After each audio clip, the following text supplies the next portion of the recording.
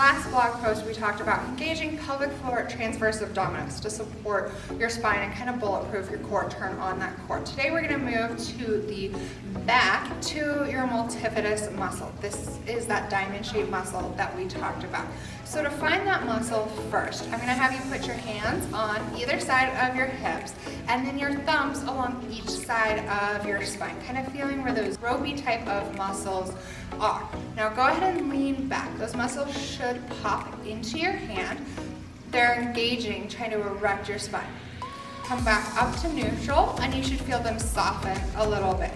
Now, if you bend forward, hinge at your hips just a little bit, you should feel those muscles really relax and you can kind of sink your thumbs down in.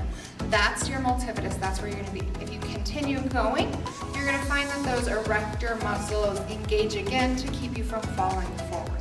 So go ahead and come back up straight, hinge forward that little bit so those muscles kick off, and then sink your thumbs in.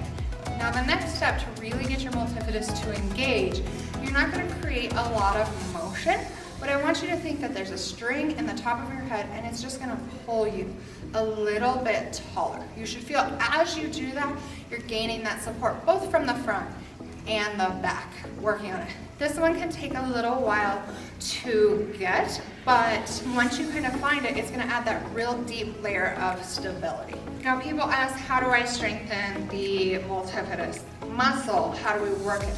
When you're doing your basic lifts, all your daily activities, if you're thinking about engaging this, you're going to get it firing. You can kind of do that little bit before you either go into a lift or working through it. The other thing we can do is kind of go into a bird dog position. So you're going to be on your hands and knees. And same thing here. I want you to kind of play around with moving your spine, finding if you arch down, those muscles engaging, coming into neutral, and then thinking about elongating your spine.